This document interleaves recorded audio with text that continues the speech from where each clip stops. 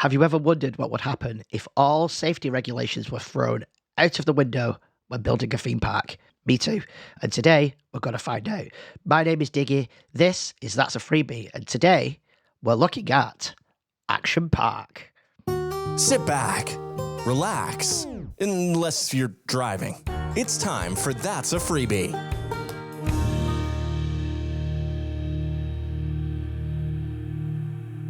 Imagine, if you will, a theme park where the rides were as unpredictable as a toddler on espresso. The staff was mostly teenagers, barely older than the guests, and safety regulations were more of a suggestion than a rule. Welcome to Action Park, an amusement park so notorious for injuries that it earned nicknames like Traction Park, Accident Park, and the painfully appropriate Class Action Park. This is the story of a park that opened in 1978, a place that mixed the thrill of near-death experiences with water slides and go-karts. Wait, what? Let's dive into the chaos, the lawsuits, and the legacy of a park that made you question if the waiver you signed was actually a last will and testament.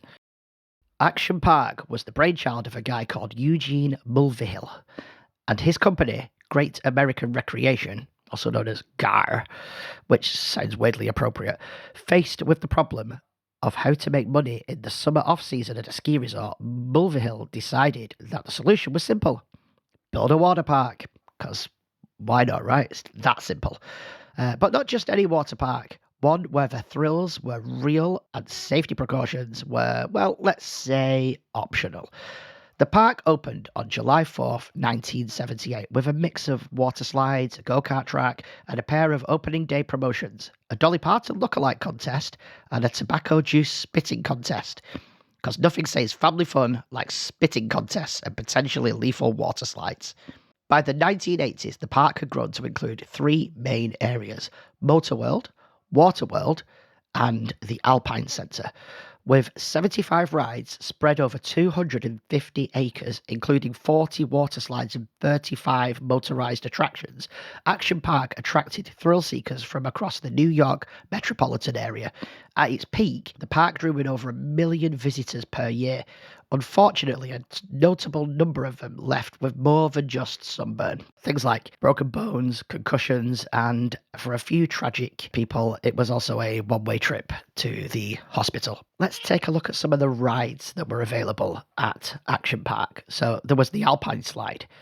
The Alpine Slide was a 2,700 foot long death chute disguised as a leisure activity. Riders sat on small sleds with a brake that only had two settings: Turtle or Death Wish. The slide's concrete and fiberglass track was notorious for causing friction burns, broken noses, and the occasional trip airborne, which sounds cool, but probably not so much. In 1980, it claimed its first fatality when a rider was thrown from the track and struck his head on rocks. But hey, what's a little brain trauma in the pursuit of summer fun, eh? Yeah, this was the whole problem with the park. The chutes were surrounded by hay bales to cushion the impact of riders who veered off tracks, which was about as effective as using bubble wrap to stop a runaway car. Even worse, the track ran directly underneath the ski lift, meaning those riding up could spit or heckle on the unlucky souls screaming their way down. To what? People are just awful. There was also a ride called the Cannonball Loop. Imagine a water slide that ends with a full vertical loop, the kind you'd see on a roller coaster. Now imagine testing it with human beings instead of crash test dummies, because apparently that's what they actually did. Riders reported injuries ranging from bloody noses to getting stuck in the loop. Stuck in the loop? Can you imagine? That sounds awful. That's like nightmare fuel, that. During one inspection, they discovered teeth embedded in the slide's walls. If you made it out in one piece, you were rewarded with the bragging rights of having survived a ride that was closed almost immediately after opening. There was the tidal pool. Action Park's wave pool, known to staff as the grave pool, was essentially a giant people washing machine, with waves reaching up to 40 inches high. Lifeguards reportedly rescued 30 people on busy days, and tragically, it was the site of multiple drownings. With waves that could disorient even strong swimmers, it became clear that the biggest splash at this attraction was the one caused by EMTs diving in for yet another rescue. The pool was so dangerous that lifeguards were rotated more frequently than some meat at a Brazilian steakhouse, mainly to prevent burnout from the near-drowning rescues. Then there was the Tarzan swing. The ride was simple. Grab a metal bar, swing out over an icy spring-fed pool, and let go. What wasn't simple was surviving the 50-degree shock of the water below. More than a few riders had to be rescued after realising mid-air that they weren't as brave or as sober as they thought they were. In 1984, one man suffered a heart attack after dropping into the frigid water. It turns out that mixing extreme cold with adrenaline and questionable sobriety was a recipe for disaster. And in case you haven't worked it out by now, they sold alcohol at this water park. And apparently, a lot of the time, most people were absolutely out of their minds. So that's not a good combination. There was also a ride called Battle Action Tanks. For a small fee, guests could drive tanks equipped with tennis ball cannons and shoot at each other. Sounds fun, right? What's the problem there? Well, every time a tank broke down, employees had to dodge a barrage of tennis balls to fix them. It was less family vacation and more a live-action version of Call of Duty, with much, much worse safety standards. So as you can imagine, the whole thing was just a legal nightmare. Action Park's legal strategy was a lot like its safety strategy, and it was just non-existent. The park operated for years without proper liability insurance, opting instead to create a shady Cayman Islands-based insurance company. Wow. When the state eventually caught on, Mulvihill pleaded guilty to insurance fraud, just one of the many legal battles that would eventually drag GAR into bankruptcy. Between 1979 and 1986, the park received so many citations for safety violations that it probably kept the fax machine at the New Jersey Department of Amusement Ride Safety busy full-time. At least 6 people died as a result of accidents at Action Park. A 19-year-old died in the Alpine slide after hitting his head on the rocks. 2 teenagers drowned in the tidal wave pool. A man was electrocuted on the kayak experience when he stepped on exposed wiring on a water slide, or a water ride even. It doesn't have to be a slide, I suppose. Exposed wiring. Good God. Another guest died of a heart attack after using the Tarzan swing, and a visitor drowned in the cliff dive pool due to murky water hiding his unconscious body.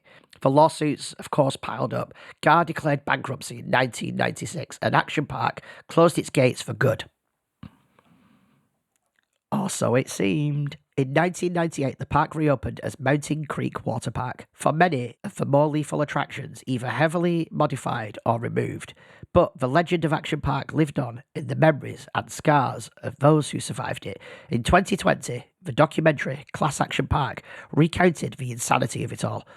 A mix of horror and nostalgia for a time when you didn't need to fly to New Zealand to experience mortal peril on vacation. For many, visiting Action Park was a rite of passage, a place where you could test your mettle and your health insurance at the same time. Today, it remains a darkly humorous, cautionary tale of what happens when an amusement park decides that safety regulations are for quitters. If you ever find yourself longing for the glory days of rides that doubled as murder attempts, just remember, no one ever died of boredom at Action Park. Yeah, but people did die. Hello, everyone. You may have noticed things were in a slightly different order this week. I'm going to toy around with doing the Podtails topic at the start of the show because, well, why not? I thought I'd try and do things a little bit differently.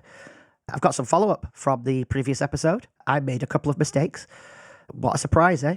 As I've mentioned many times before, it is easy to say the wrong thing when you're talking into a microphone because you're not 100% paying attention to what you're saying. You concentrate on getting it out rather than thinking about what you're going to say. Sometimes I don't let my brain catch up with my mouth.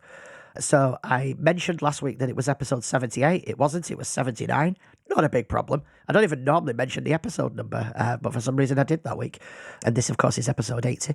And I also mentioned when I was doing a comparison with the 1904 Olympics length to the previous Olympics, I mentioned that they were in 2004 and they lasted 16 days.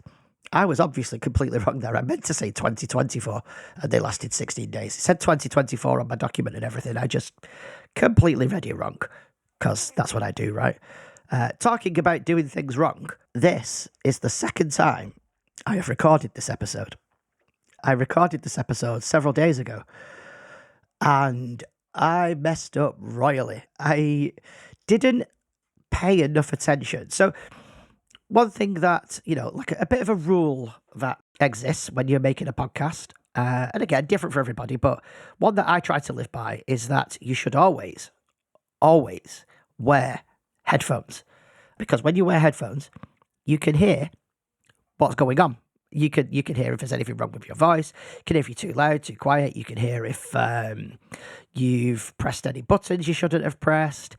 All that kind of stuff. And a few days ago, I started recording the episode. After a minute of recording, I hadn't even started the episode. I was still in the pre-show. So the part that the That's a Freebie Plus listeners get to hear before the show starts, of me getting set up, going through my show document, running through everything. During that part, I'd reached down and I moved it's called a Streamer X, and it's basically my audio interface. It does audio and video, and it has some little pads on it for sound effects. It does things like an air horn, like this.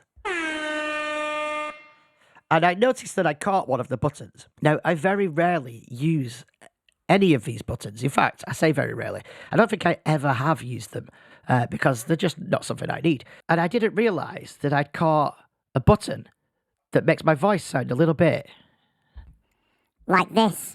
And I recorded the entire episode in this voice.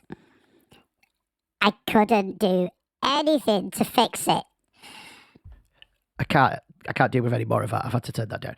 So yeah, I couldn't do a single thing to fix it. I tried pitching it down, because all it does is it pitches up the sound. I tried pitching it down and nothing. Absolutely nothing. I was devastated. And I thought, do I just upload it anyway because it'd be funny? Or what? Anyway, no, I decided to re-record because I had a few ideas about what I wanted to do. Like, I hadn't changed the order of the show around at that point. And I thought, you know what? It's the perfect opportunity to do something that I've wanted to try for a while anyway. And so I decided to give it a go. Anyway, I've re-recorded it. That's what I'm doing right now. It wouldn't have been too bad if I'd have hit this button instead. Because this one actually sounds a little bit better.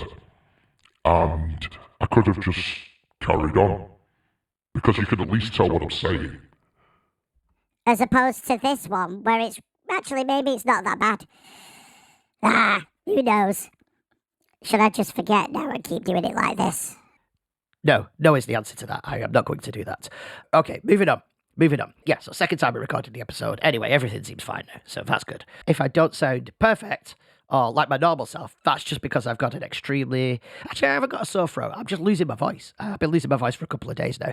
Probably got a cold start and I feel a little bit sniffly. You know me, I'm always sick, right? It's pretty much my MO. There is another change that I've made this week as well. So as I said earlier, I've changed the order of things a little bit. Let me know how you feel about that.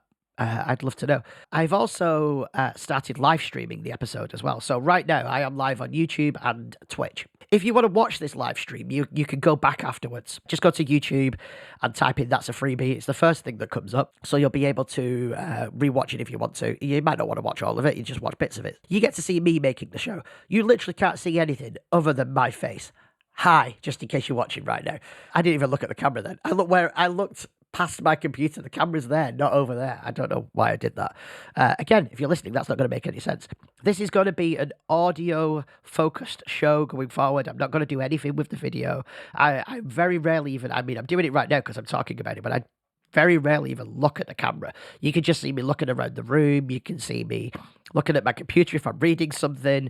I'm not concentrating on video, so don't worry about that. The reason I want to live stream is, one, I might just reach a bit of a bigger audience.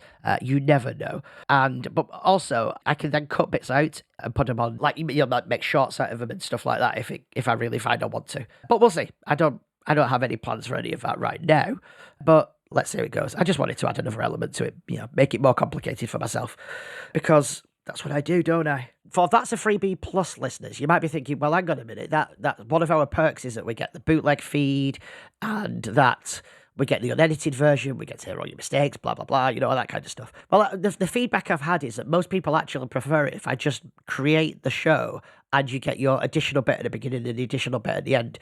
It can get very confusing when I'm stopping and restarting, and it adds a length to the show that isn't necessary, really. So the member feed, which I'm now going to start calling instead of the bootleg feed, the member feed is basically going to be the exact same show that everybody else gets, except you've got the additional content at the end, which is usually 10 to 15 minutes, maybe 5 minutes on some days when it's a slow week, and then you've got the preamble at the start of the show, like the pre-show, which isn't anything special, I'll be honest. It is just me setting everything up, testing all my equipment, all that kind of stuff. Sometimes I have a few messages that I can give out to Just Plus users, but yeah, that's what the member feed is going to be from now on. It has been for the last few weeks, actually, because of the feedback that I got. So if you want to see the unedited, raw, me cocking everything up version, that's what the live stream is for. And I will only turn the live stream on as the show starts and turn the live stream off as the show ends. So there's no having to worry about, your paid for content going to anybody else. And while we talk about that, remember, you can go to that'safreebie.com and another website, which I'll get onto in a few moments, to take a look at the subscription options available. That was the only ad I've ever done for That's a Freebie. I really need to start getting better at advertising that, don't I? I had an absolutely bonkers trip to McDonald's this morning. Yes, that's right. It's another McDonald's story. So, walks in, makes my order. Fortunately for me, everything was fine. It wasn't one of those days where I had something weird happen. It was just like crazy people around me. So, first thing, there's a lady at the at the counter, stood there, holding her hand out, with a sandwich in her hand or whatever it was. It looked like an Egg McMuffin. I know now it was an Egg McMuffin, but she stood there holding it out, and she's going, excuse me, to all the people behind the counter. And of course, none of them are listening, because they never do in McDonald's. There'll be somebody allocated to the counter, and everybody else behind there will be thinking to themselves, I don't want anything to do with anybody that comes to that counter because it's not my job. That's how it certainly seems. And to be fair, they're probably very busy, and if they stop doing their job, if they get caught up in something that means that their job doesn't get done. I get it. But eventually somebody came over and she said, this is black and I don't want it. And the guy looked at the thing she was holding, and it was an Egg McMuffin, or it was now a muffin with egg on. Whether it was something else to start with, I do not know. She said, I realise I've almost eaten the entire thing, but that last little bit there is black. I had to eat around it. and he looked at her and he said, well, did you notice it as soon as you opened it? And she said, yeah. And he went, well, why didn't you bring it back then? Why did you eat around it? And she went, well, I didn't notice it straight away. And he was like, well, you just said you did. And she said, no. I ate around the thing. And then I noticed that the bit I'd been eating around has gone black. And he said, well, it's not black. It's just a little bit of discoloration to the egg white. That's what happens when you cook an egg the way we cook them. You'll find that most of them have that. It's just people don't usually inspect them. And then you've just noticed it. And she said, oh, it put me right off, though. It put me right off. It's knocked me sick. I feel so sick now. I can't eat it. And he went, but there's only one bite left, and it's probably half a bite at that. So you have eaten it. So it can't have knocked you that sick. And she went, look, just give me my refund, and I'll go. And he went, no, you're not having a refund. I can make you a new one if you want. I don't have a problem with that, but I'm not giving you a refund. She went, why not? And he went, because this is the 4th time this week you've come to us with this story in the morning. And she went bright red. And he went, yes, I remember you. You've been in every single day this week and said that you're not happy about your sandwich at the very last bite. And she went, oh, just give me a new one then.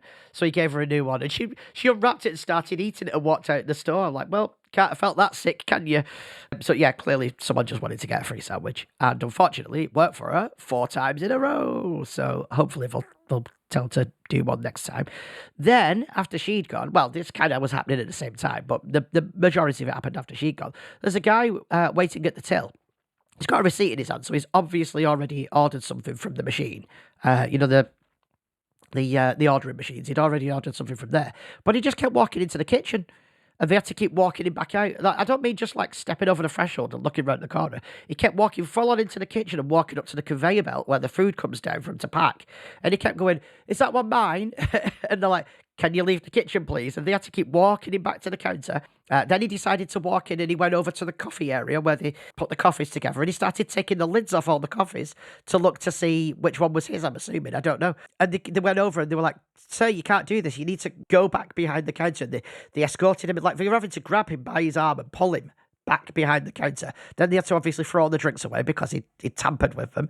And eventually they just They just gave up on him and said, "What is it you've ordered?" And he said what his order was, and they just went and got it all and gave it him and sent him out. And they're like, please don't go behind the counter again in the future. We have to throw away all the food that's behind there now because it could be contaminated. He's like, "Well, I didn't touch any of it." Like, "You did though. You touched all of it. You unwrapped everything to look to see what your order was." So yeah, then he left. Then another guy walks up. Of course, by this point, I'd been waiting 15 minutes because all the food had to be remade. My order was next up. It was in the collect section. The guy was putting it in a bag and he had to throw it all away. He'd come over and said sorry.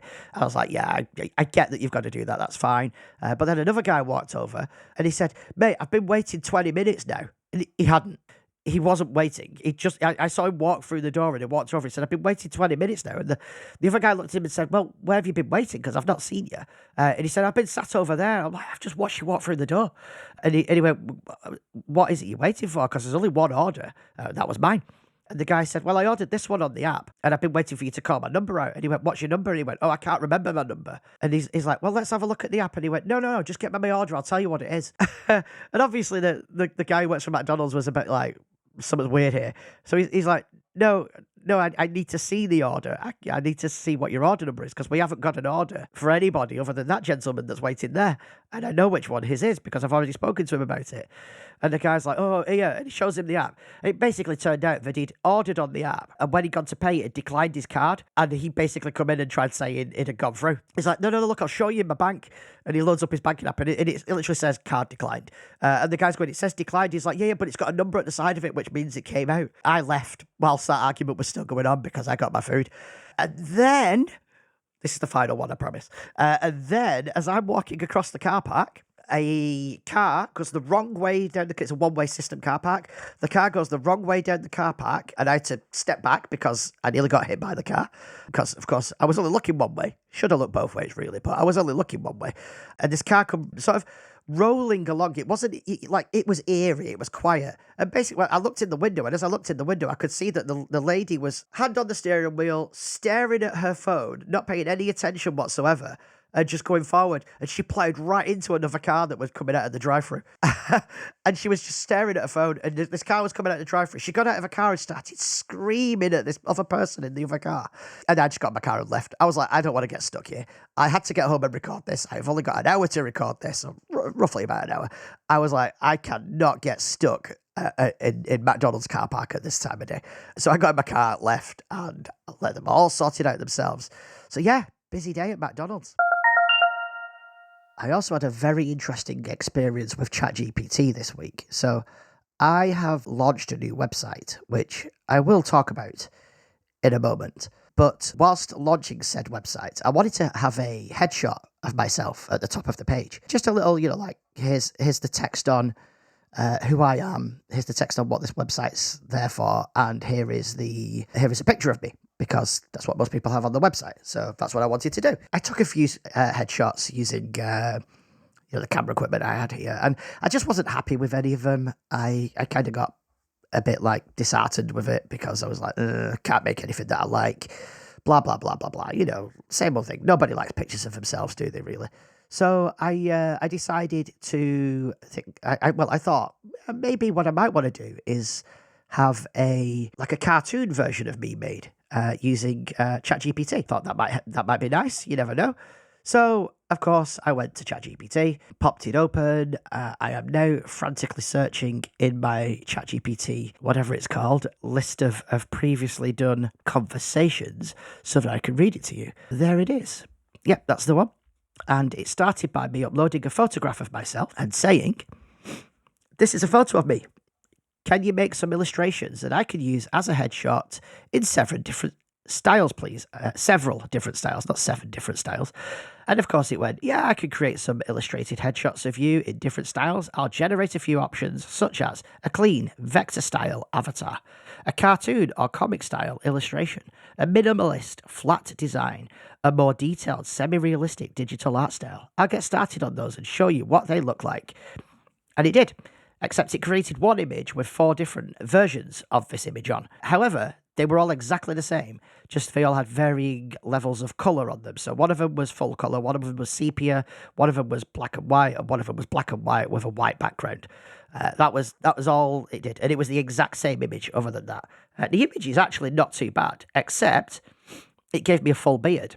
I do not have a full beard, so I said, "Is it possible that I could have one without a beard? Because I don't have a beard." And it said, "Yeah, okay," and it made another in a completely different art style, except this one had a full beard, still, and an earring. I don't have an earring. I have hearing aids, so I'm assuming that's where it was getting the earring idea from. So I put, I don't have a beard, I have a goatee, and I don't have an earring. And it went, okay, yeah, here's the updated minimalistic flat design headshot illustration I've made. It features only a goatee, no beard, no earrings. Let me know if this is closer to what you have in mind. And guess what it had? It had a full beard and 2 earrings. So I put, there is a beard and 2 earrings in the image that you made. And it said, it seems the illustration still included earrings and a more beard-like look. I'll try again, and I'll make sure that this has only a goatee, no full beard, no earrings, glasses and a friendly smile, minimalistic flat design. Let's get this right. I'll generate a new version for you. And it did. Only this time it still had a full beard and 1 earring. And then, completely unprompted, it said, it looks like the illustration still included an earring despite my instructions. I'll give it another go and make sure it features only a goatee, no full beard, no earrings at all, glasses and a friendly smile. I think you get the point at this point, yeah? It went, I'll get this fixed for you. It generated another image. Guess what? This one had a full beard and 1 earring on the opposite ear. And then again, completely unprompted, it said, it seems the illustration still included an earring despite my instructions. And it went on, and it created in total, I'm scrolling through and counting right now, it created 8 different versions of the same image. And it kept all completely by itself, doing it again over and over. I didn't have to say, that's incorrect. It knew it was incorrect, and it just went, let's keep going. And it just kept saying the same thing over and over and over and over and over. And then it said, I just typed in, why are you struggling so much with this? And it put, yeah, I get it. It's been frustratingly off target. The main issue seems to be the AI's interpretation of no earrings and goatee only, which should be straightforward, but clearly keeps getting misrepresented. It's likely a mix of how the AI generates visual elements and some stubbornness in the style choices. Here's what I'll do next. I'll emphasise absolutely no jewellery, no earrings, no piercings, with even stronger language. Make sure the prompt is crystal clear about only having a goatee, no full beard, and keeping the design minimalistic and professional. Add extra details to avoid any ambiguous interpretations, like specifying bare ears and no accessories. And as soon as the server load allows, I'll give it another go, and I'll get this right for you. Hang tight. So I did indeed hang tight. And then it produced another image in a completely different art style with a full beard and an earring.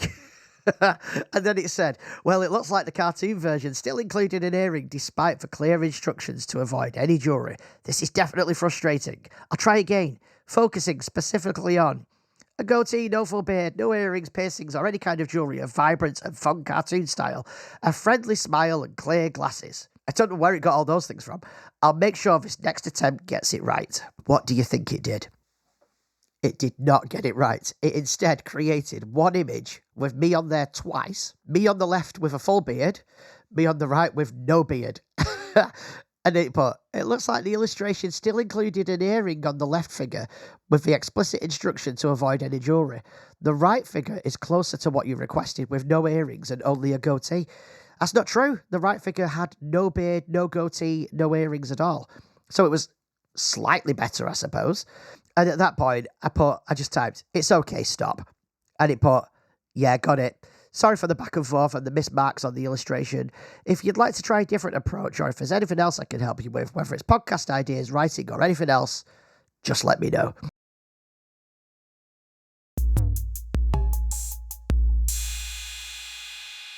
For regular listeners to the show, this is where I'm going to start having the Ask a Freebie question. Except I'm making a change. It's now going to be called Dear Diggy. And I don't have a Dear Diggy question this week. The reason for that is instead, I'm going to talk about the new website. Now, That's a Freebie Plus listeners did already previously hear about this, although I gave you the wrong link for the website because, well, I'm an idiot at times. I automatically said nameofwebsite.com, and it's not .com, it's .media. I'll get to that in a minute for the rest of you guys. But yeah, I gave the website address out incorrectly. I was in a rush. I was trying to decide whether I should or not, and I just did it anyway and did it wrong because, like I said, sometimes I can be a bit of an idiot. So yeah, for everybody now, this is all live, ready to go. I've been talking for a while about revamping that'safreebie.com. One thing that struck me whilst I was in the middle of, well, I say revamping, I'm actually making that'safreebie.com. Previously, all it did was lead to a form that you could fill out to send feedback to the show. But I decided I wanted something a little bit more. As I've mentioned a few times, making the podcast has sort of unlocked the old creativity that I had and made me start wanting to be a little bit more creative. And there's quite a few things that I've been working on, some of which are already on the website. So there's a blog on the website. That's one of the things I've been working on. I've always liked writing, and I'm trying to get a little bit more back into writing. So there is a blog on there. On the blog, there is a whole piece about why I named the website what I named it. There's a whole piece on my thoughts and feelings on creativity. There is a section on there for That's a Freebie, which is all on the front page. So you scroll down on the front page, you'll see it. You can listen to the latest episode on there, or you can subscribe directly on there. And there's also a new section towards the bottom called Dear Diggy. And it is essentially what's replacing Ask a Freebie. So it's going to be called Dear Diggy. Basically, same old thing. Send me a question in. I'll answer it on the show. I may even, if I start getting lots of questions, I'll start answering multiple questions on the show. It is the section of the show where we have a little bit of interaction, because that's what I really want. I'd love more interaction. So that's what it's there for. You can still submit Podtails topics via the same link. It even says it on there, so don't worry, it all makes sense. But the new website is called Fluxo Media. And the website address is fluxo.media, and it's spelled FLUXO.media. When in doubt, just think Fluxo Media, because that's basically what it says in English. It is not English, though, it's Portuguese, and it means, well, actually, if you want to know what it means, go and read the blog post on the website, because there is a reason I called it that, and there was a long way to getting to that name. Some of it involved whether the address was available or not. Some of it involved trying to find something nice and simple. I will probably refer to it as Fluxo Media, but it's technically pronounced Fluxo. But yeah, check it out. There'll be a link in the show notes, as always. And that is now the main hub for all things That's a Freebie and for all things me. The that'safreebie.com address still links to, well, I say still, now links to fluxo.media. So you can put either in. Eventually, the That's a Freebie one might stop working, but I own that address for a couple of years, yeah, and I'll probably end up keeping it anyway, because I don't want anybody else buying the address that's associated with my show. This week's pick of the week is a YouTube channel called The Gaming Historian. It's something I discovered whilst I was laid up in bed, not well. I lost many hours watching their videos. They are very good. They talk about all kinds of things. The ones that really got my attention, they talk about how video games like Super Mario Bros. 2 came to be. They talk about the story of Super Mario Bros. 3, which is my all-time favourite Super Mario game. They talk about all the Mario games. They talk about old consoles. There's the making of the SNES, of a Super Famicom, depending on where you are in the world. It's an amazing channel. I will leave a few links to some of the videos in the show notes, because really is amazing. The research that they put into it is fantastic. And there's lots of interesting stuff that has gone on in Nintendo over the years. And it's not just Nintendo. There's a video on the Sega Saturn, the Dreamcast, what happened to Sega, like the downfall, how the Mega Drive came to be. They even do a video on, there was a 32-bit extension that you could plug into the top of the Mega Drive, which I barely remembered being a thing, but I think I owned it. There's a really good video on the Nintendo Power Glove, which I didn't realize wasn't actually made by Nintendo. It was made by Mattel, and it was licensed by Nintendo. And the history of how that actually came to be, it was never originally intended to be a gaming controller. It was made for music. It's amazing. It's really, really fantastic. You should check out their videos.